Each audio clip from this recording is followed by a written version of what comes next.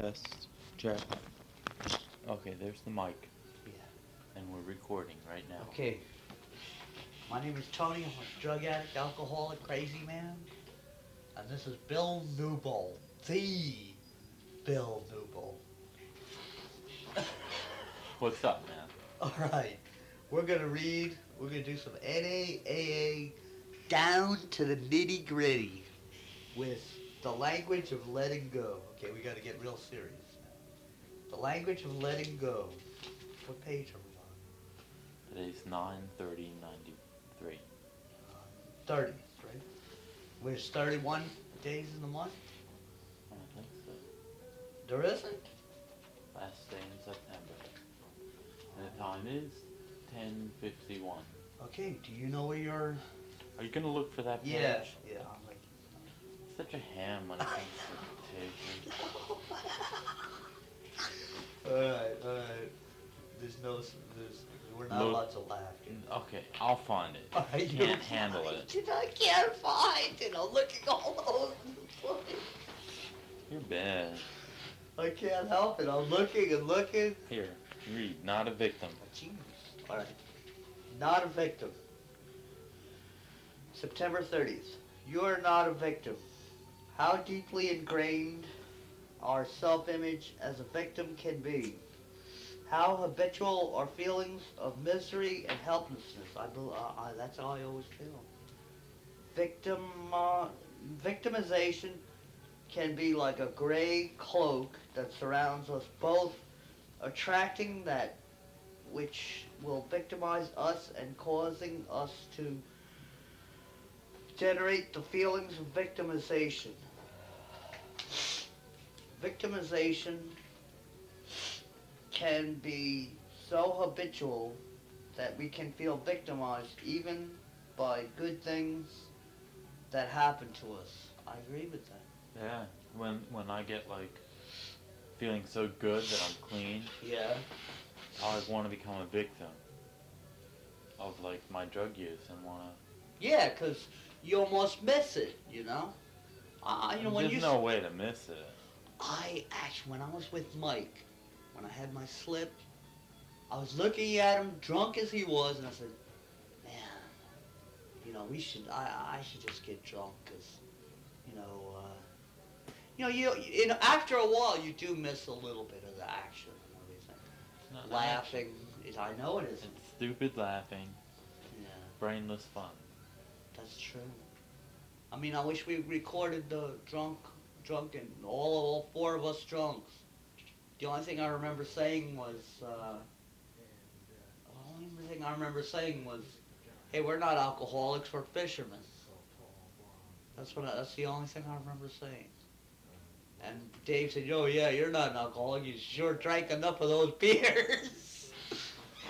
It was sorry. Actually, we were just sitting there talking and we didn't make sense.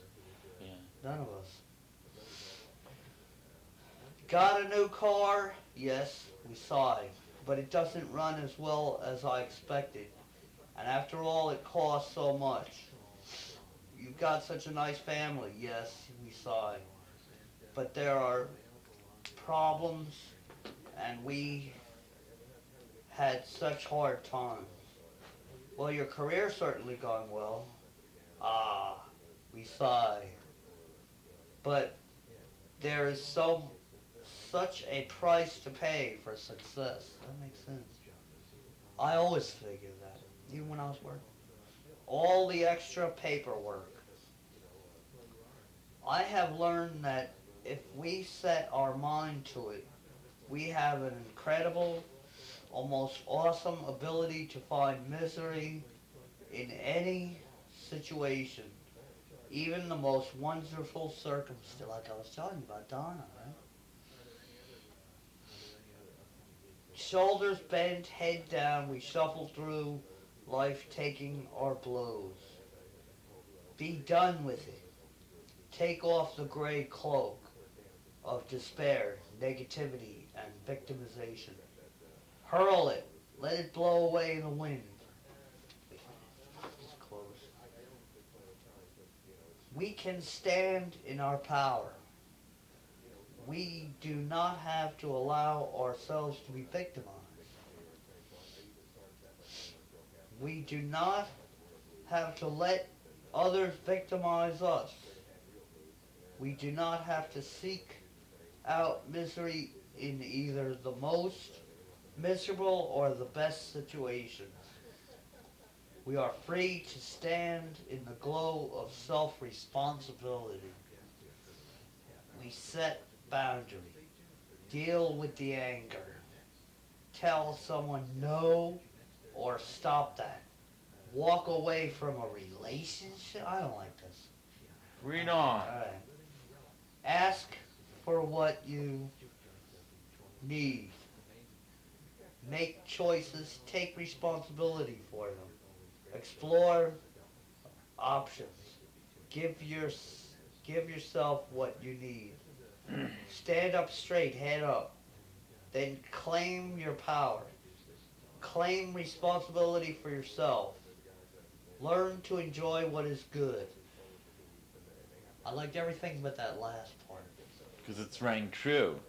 No, I'm never going to walk away from Donna. Yeah. I have... She's going to kill herself on alcohol. And I'm going to kill myself trying to stop her from drinking. That's good. Right. That's a good goal. Number one. Number two, that girl has a lot of good in her. A lot of Don't beauty. let her good and beauty I know. affect your... I always knew that if I drank with her, the relationship wouldn't work. It would be like me and Robin. But if one person stands sober in that relationship, if I stand sober for her, or for myself and her, maybe something will For happen. yourself. No For one else myself. but It yourself. is. It's a selfish reason. But I No, love it's her. not selfish. It's not. You stay clean for yourself and let her see how good you do. That's what I want to do. That's what I want to do. You know? But you can't force anything on her. No, I know. I don't force anything on anybody. What's the prayer? I never did. Real on my girlfriend. Isn't there a last line? Yeah. Today I refuse to think, talk, speak, or act like a victim. Instead, I will joyfully claim responsibility for myself and focus on what's good and right in my life. Yeah. That's codependency all the way. I can't do it. I know. Because that means I'd have to stand up to every bad thing she says. And after a while, the girl will say, God, everything I say, you know I had it happen. I tried to stand up for myself when I was young.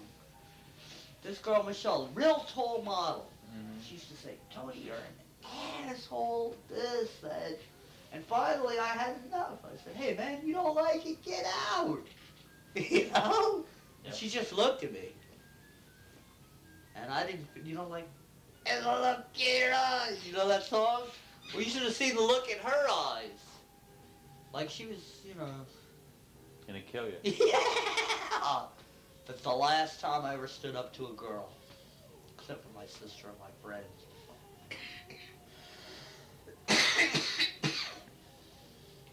You wanna do all the reading tonight?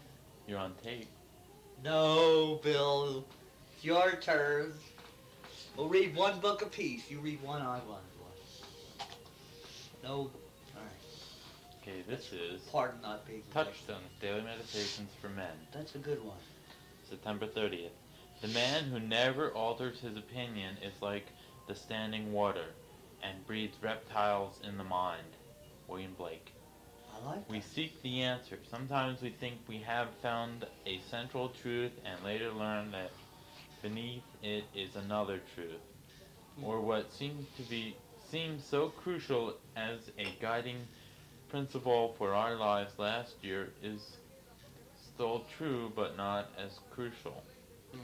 It is like trying to take a snapshot of a changing world. Oh, no. Go ahead. Sorry about that. While the camera itself is changing.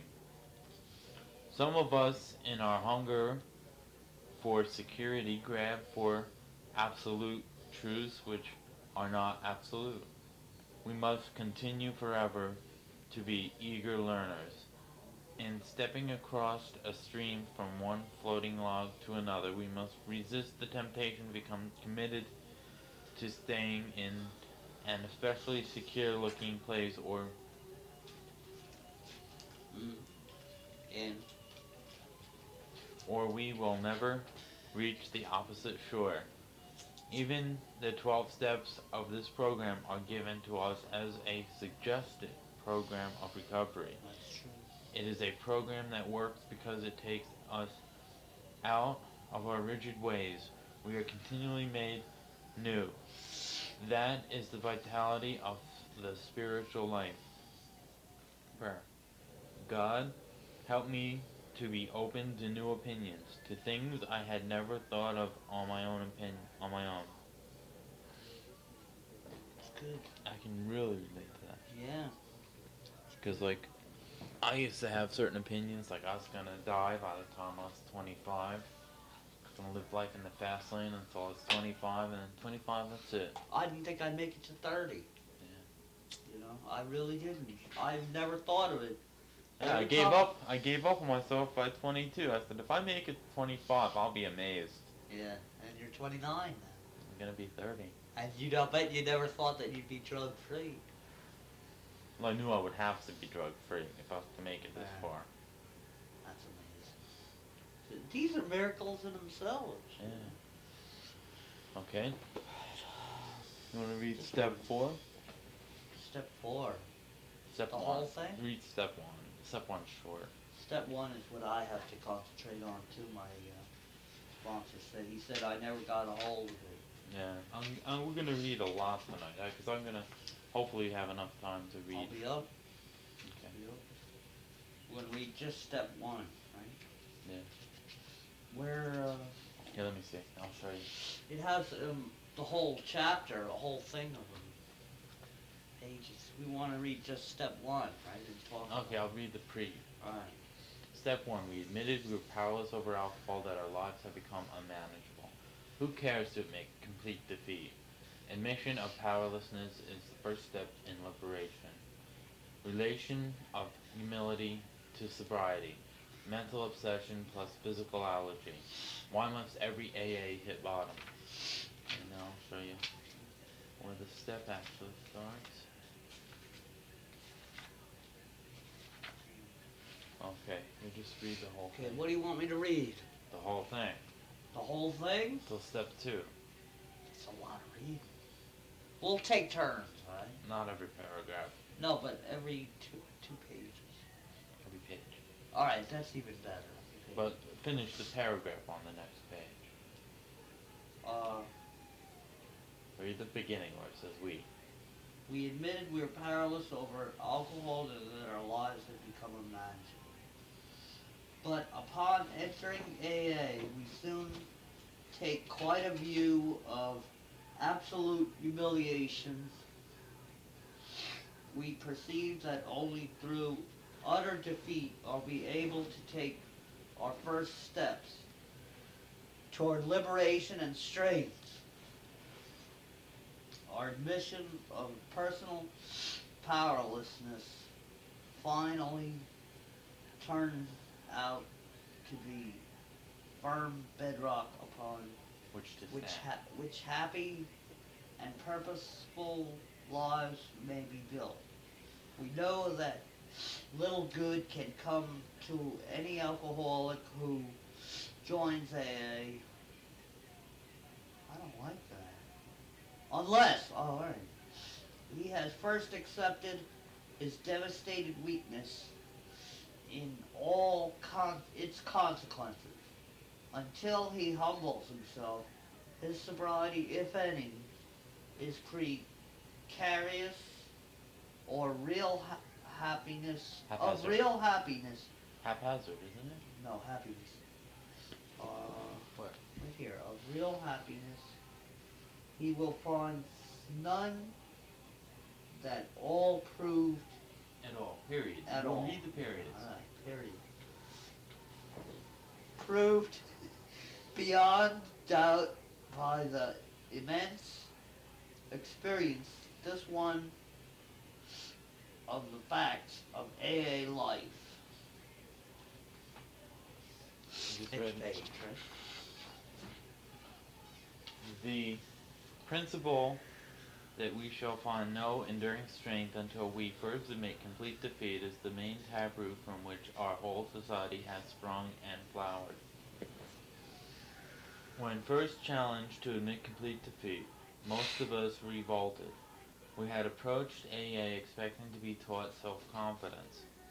Then we had been told that so far as alcohol is concerned, self-confidence was no good whatsoever. Whatever. In fact, it was totally liability. Our sponsors declared that we were the victims of a mental obsession so subtly powerful that no amount of human willpower could break it. There was, they said, no such thing as personal conquest of this compulsion by the unaided will. Relentlessly deepening our dilemma, our sponsors pointed out our increasing sensitivity to alcohol, an allergy they called it. The tyrant alcohol wielded a double-edged sword over us. First, we were smitten by an insane urge that condemned us to go on drinking, and then by an allergy of the body that ensured we would ultimately destroy ourselves in the process. Yeah. Few indeed were those who assailed had ever won. Few indeed were those who, so assailed, had ever won through in single-handed combat. It was a statistical fact that alcoholics almost never recovered on their own resources, and this had been true apparently ever since man had first crushed grapes. In AA's pioneering time, none but the most desperate cases could swallow and digest this unpalatable truth. Even these last gaspers often had difficulty in realizing how hopeless they actually were. But a few did, and when these laid hold of AA principles with all the fever with which the drowning seized life preservers, they almost invariably got well. That is why the first edition of the book Alcoholics Anonymous was published when our membership was small, dealt with low-bottom cases only. Many less desperate alcoholics tried AA but did not succeed because they could not make the admission of hopelessness. Huh. Right there. That Where were we? paragraph. Okay. 23. Yeah, right there where your finger is. Right. It is a tremendous satisfaction to record that in following years. I have to go through the whole thing. I really don't see it. Go. Start off it. Bing, bing.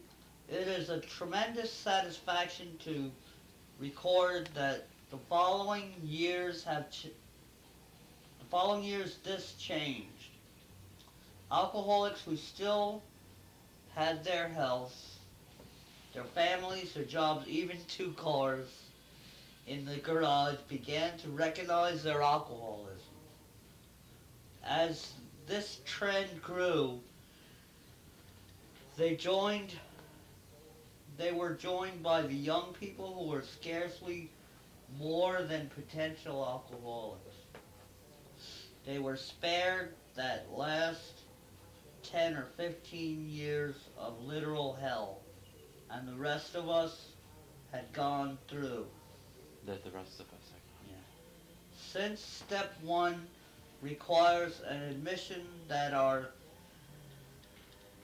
lives had become unmanageable, how could people such as these take this step?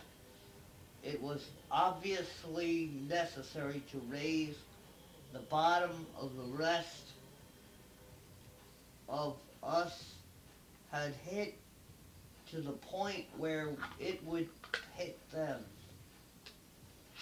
By going back in our drinking histories, we could show that years before we realized it, we were out of control, that our drinking, even then, was no mere habit, that it was indeed the beginning of a fatal progression. To the doubters, we could say, perhaps you're not an alcoholic after all. Why don't you try some controlled drinking? Bearing in mind, meanwhile, that we have told you about alcoholism. This attitude brought immediate and practical results. It was then discovered that when one alcoholic had planted in the mind another the true nature of its malady, that person could never be the same again. Following every spree, he would say to himself, maybe those AAs were right. After such experiences, often years before the onset extreme difficulties, he would return to us. Bill, last page. Convinced he had hit bottom as truly as any of us, John Barleycorn himself had become our best advocate. Why all this insistence that every AA must hit bottom first? The answer is that few people will sincerely try to practice the AA program unless they have hit bottom. It's true. For practicing AA, remaining 11 steps means the adoption of attitudes and actions that almost no alcoholic who is still drinking can dream of taking. Who wishes to be rigorously honest and tolerant? Who wants to confess his faults to another and make restitution for harm done? Who cares anything about a higher power, let alone meditation and prayer? Who wants to sacrifice time and energy in trying to carry AA's message to the next sufferer? No, the average alcoholic, self-centered and in the extreme, doesn't care for this prospect, unless he has to do these things in order to stay alive himself. Under the lash of alcoholism, we are driven to AA, and there we discover the fatal nature of our situation. Then and only then do we become as open-minded to conviction and as willing to listen as the dying can be. We stand ready to do anything which will lift the merciless obsession from us. Huh? Good. Yeah. That's it. That's it. Well, There you go. don't we want to talk about it? We got some time. Well, we can talk. What do you want to talk about? Well, You're on tape. we're on tape. Well, we should. We should get this on tape, too. I just have to say that if I look, the way I read this step, it meant something to me this time. Usually when I read, I don't think, right? Yeah, You know that, right? I know that. Yeah. But this time I was listening. I was not listening, but I was actually reading when I know I'm an alcoholic and a drug addict too. Yeah. But and not but and I still know what I heard from my sponsor. You know what he said? What? He said that he thinks I'm going to get drunk again, Yeah. and that scares me this time. It should. It does. Not Jenny. Jenny doesn't think so. John, and he's usually right, Bill. This guy, he's on the money. You know how you read your tarot cards and you're on the money? Yeah. This guy knows me since 1985 when I was a bum on the street and an animal in the meeting. Walking in the meeting, or walking zombie animal, whatever he called me. He's on the money. And I just don't know what to do. I know I have to join a group. I know I have to join a group, Bill. Which group you gonna join? I don't know. Either an NA group or an AA group, but I have to join a group. I was thinking of joining that NA group in Sundays, but I don't have a guaranteed ride there. You don't need a guaranteed ride. You just Well- need the phone numbers of people at the meeting. I have my tea so far. Not all of them drive. Well, maybe most of them drive. I'm sure Steve could pick you up if it gets hectic. Yeah. But if I wanted to be, well, say that they would definitely elect me coffee man, Bill. Mm-hmm. If I was going to be coffee man, first of all, I never have the money to pay for this stuff. They don't give it to you ahead of time. They give it to you after. There's no way I could pay for all I'll this. help you out with that. But we can't afford it, can we? You can. We can, and it will assuredly pay us back. Yeah, I know. I know if I kept a tab of what, Mm-hmm. You just gotta keep the receipts. You sure you want to do that? Yeah. Because I really like this NA meeting. It's surprising. Remember how I used to put down, I don't know if I did it in front of you, but I used to put down NA meetings for a while because of this meeting here. Mm-hmm. And how mean they were to me, and, how disrespectful they were to me. Yeah. And I'm not used to that, especially in a meeting. You know? Because I have to tell you, I don't know if I should get into this, but as soon as I walked in, they were making fun of me. And I usually don't care if it's a laugh, but they were doing it all meeting, watching me shake, and you know how you're shaking? You know how I rock like this sometimes? Yeah. Those girls were hysterical. And I'm not used to that. Like they never saw a mentally ill person before. I was really, getting self-conscious. I was getting paranoid. Yeah. So, and then, as soon as I felt comfortable in the meeting, that beautiful black girl I told you about that gave me a hug, said, "Oh, sit over there." So I figured, all right, she's in a bad mood. I sat over there. Another girl, her friend. "Oh, don't sit here. Sit over there." That might be wide awake, man. Wide awake, Bill. Is that bad? And I didn't have any coffee. Read. All right. The circle and triangle. The circle stands for the whole world of AA, and the triangle stands for AA's 3 legacies of recovery, unity, and service. Within our wonderful new world, we have found freedom for all our fatal obsession. Early in my AA life, I became employed in its services. That's wrong.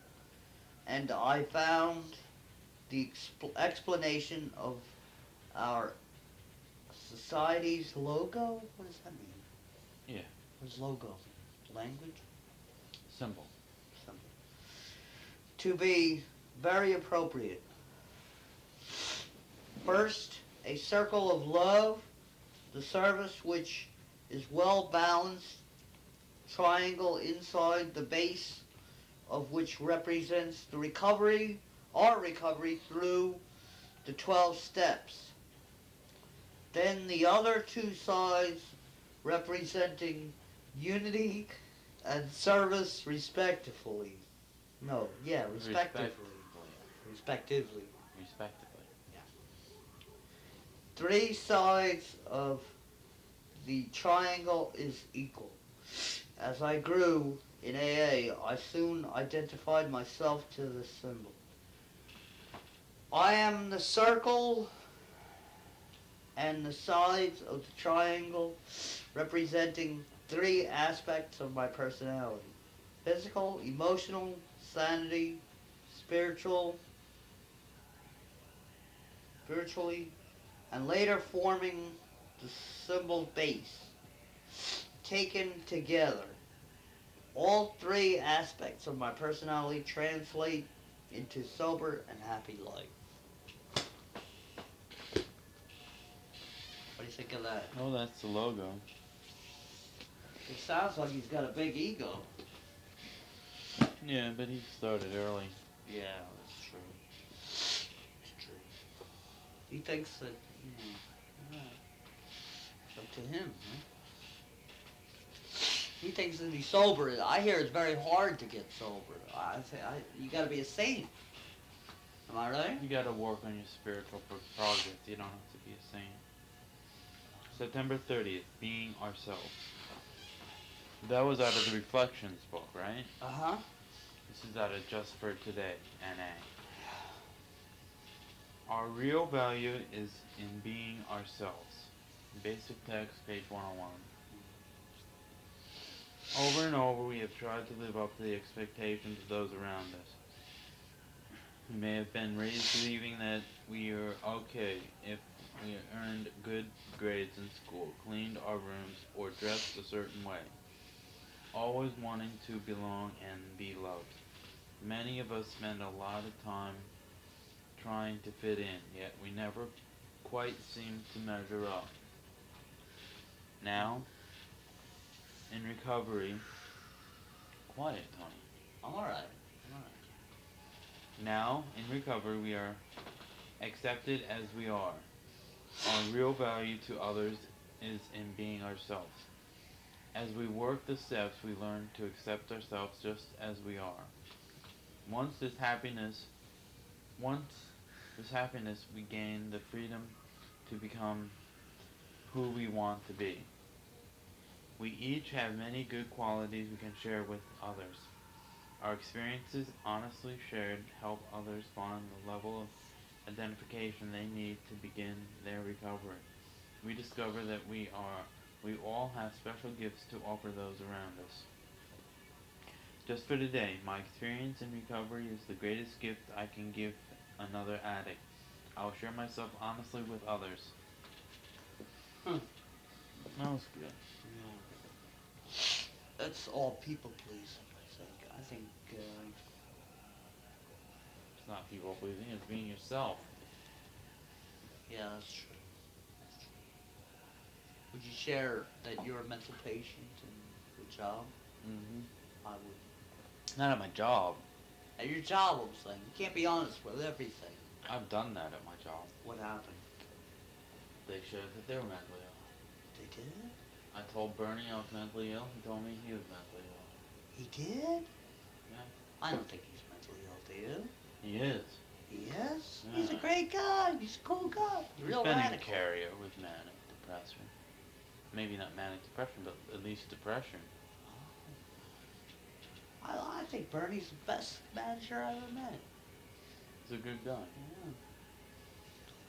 He Okay. still will ask me about those shirts. You got which one to read?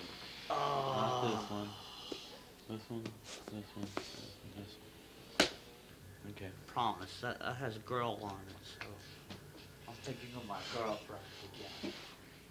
You know? I'm obsessed with her. You have a one-track mind. The thing is, I'm obsessed with her. I've never been obsessed by a girl in a long time. Yeah. Fine. September what? 30th? Yeah. Right? Yep. September 30th. Mistakes are a fact of life. Promise of a new day. Mistakes It are... is a response to error that counts. Response, right? You made a mistake by going out with Donna. No. Now what are you gonna do to... I'm gonna stay with her. I know what I'm doing. Other alcoholics have done this. They were With sad, much they were more depressed time. for a while, but it worked. Yes, they had much more time, but at that time they only had like a couple of days, like me. Yeah. They started off, they wanted a relationship, they didn't care what happened to them, and that's about where I'm at. I mean, I care what happens as far as fights. This guy's an old man. You know, what could he do to me that I don't already, I can just block what he has and push him. And walk away. Oh. Her husband, that's what she's afraid of. I'm not afraid of him. I'm not afraid of him. He'll get a gun and blow your head off. Then I'll be dead. There's nothing more he can do. Right? It's your choice. I'm choosing that. And he's not going to get it done. He won't even know. Until she breaks up with him, which she should anyway. But I'm leaving it up to her. Okay. She does not deserve to get beat up every day or frightened. She. You know?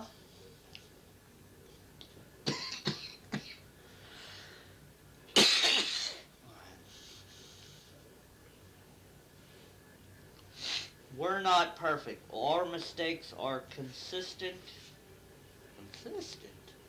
Yeah. with the lessons we've been assigned to learn. We strive for perfection ourselves, and sometimes we demand it of others. Is it true, bro? Yes.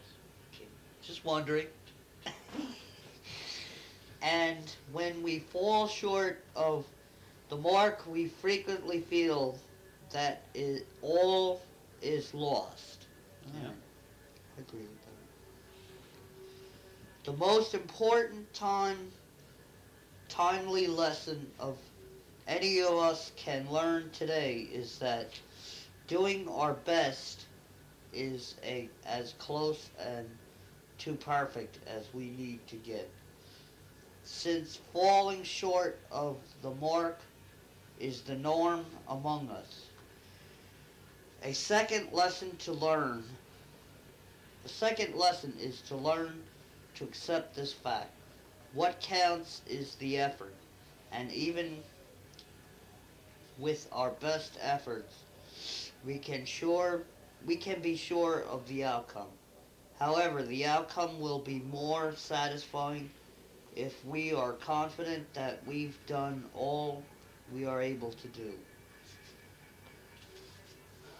Shame over mistakes or over shortcomings in general is certain to exaggerate and multiply the negative self-opinions that generally haunt those of us who demand perfection. And the result is even more mistakes because our attention is delivered from the task at hand. We must believe that mistakes are the guidepost to destination we are headed for. You got that? Yeah. I don't. I don't understand any of it. No, we're not. I just don't. A lot of mistakes. That's all I got out of it. Doesn't say anything to Are you through? me. No. All is not lost. If I err today, mistakes help me stay on course, providing I'm willing to learn from them. The only bad mistake I made was drinking. And you're learning from that. Yeah.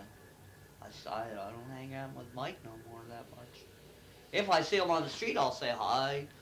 See how he's doing. I'll tell him how much time I have and leave. And that's what I did. But I do not, now that I think of it, I do not think me and Donna is a mistake unless she doesn't really like me. What if she wants you to drink? She did. Yeah.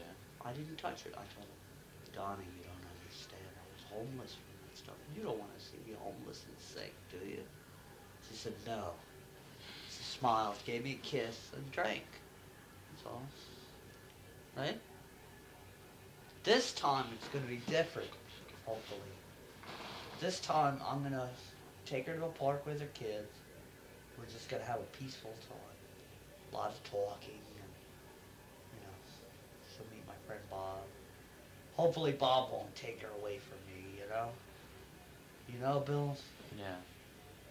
Because he's good at taking girls away from me, Bill. Tony could take her away from me too, really. But she still talks to me, so. September 30th. Praying well. From day by day. What kind of prayers do we allow ourselves to pray? Are we selfishly seeking material gains for ourselves? Are we craving a particular thing from outside ourselves to be added onto us instead of developing it inside ourselves? Prayers are the highest realization of life and living. They shine forth from a loving and joyful soul. Prayers are the Spirit of God showing His works through man. However, prayers that try to get at private ends rather than good are a form of thievery. Thievery? Thievery. Thievery. Oh. Thievery. Thievery, yeah. But when we are one with the Father, we don't have to petition and beg. We will see prayer in the actions of our lives, in our very existence. How do I pray? Lord, teach me to pray well. I'll pray today by doing, Meditation. meditations. I just prayed now for both of us, all three of us. All three of us. Me, you, no, four. Me, you, and Me, God. you, God, Sharon, not Sharon, your hopeful girlfriend. That's how I got done. You know how I did it? I prayed for a girl who would love me that I love. You know? One day at a time. I don't like this. Read. Oh, man. Let me find the page for you. Yeah, that's bad. I don't like Al-Anon. One day at a time in Al-Anon. I do not like Al-Anon. I didn't even know I read that book last time, Bill.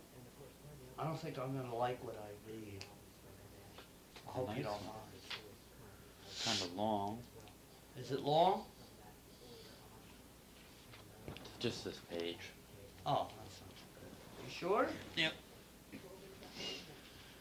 Well, there's a story here. Once there was a man whose beloved wife had transformed from a charming girl he had married into a sodden drunkard. She suffered from a disease called alcoholism.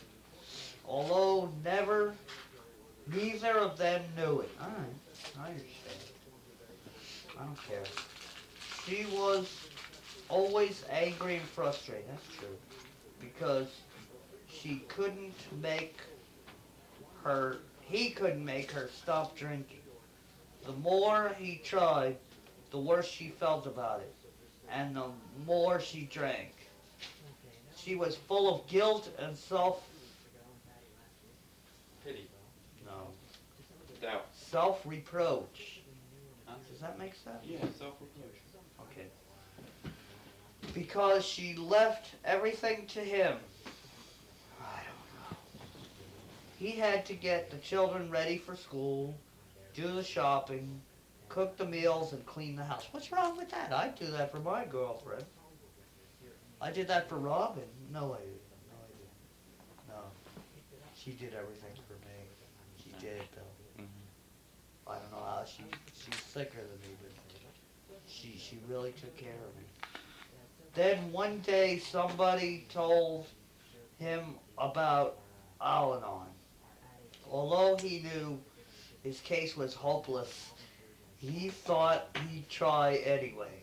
And as he read and asked questions and listened at meetings, he found he could get some perspective on his problems. When he learned his wife had had a disease, compulsive drinking, he stopped blaming himself for not being able to control her.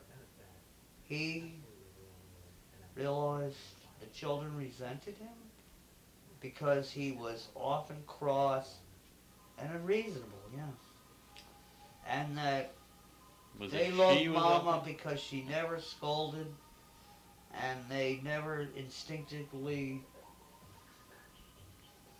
knew she was sick. He began to consider his own need for rest, quiet, and a bit of recreation, and arranged to have a housekeeper take over the house chores. That's good.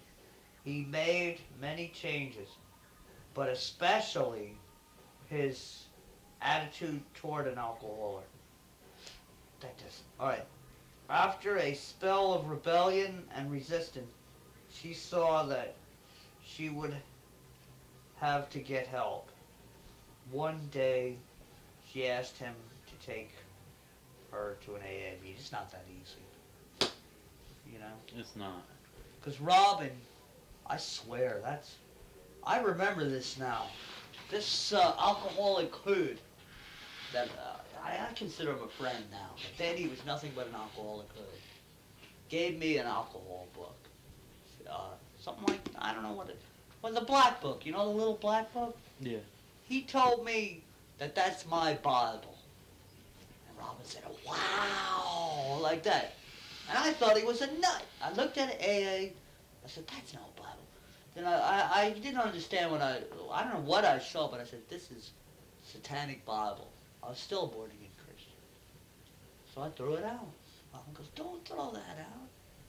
And ever since I threw it out, Robin was thinking bad things about me. No matter what I did for her, she was mad at me for throwing that book away.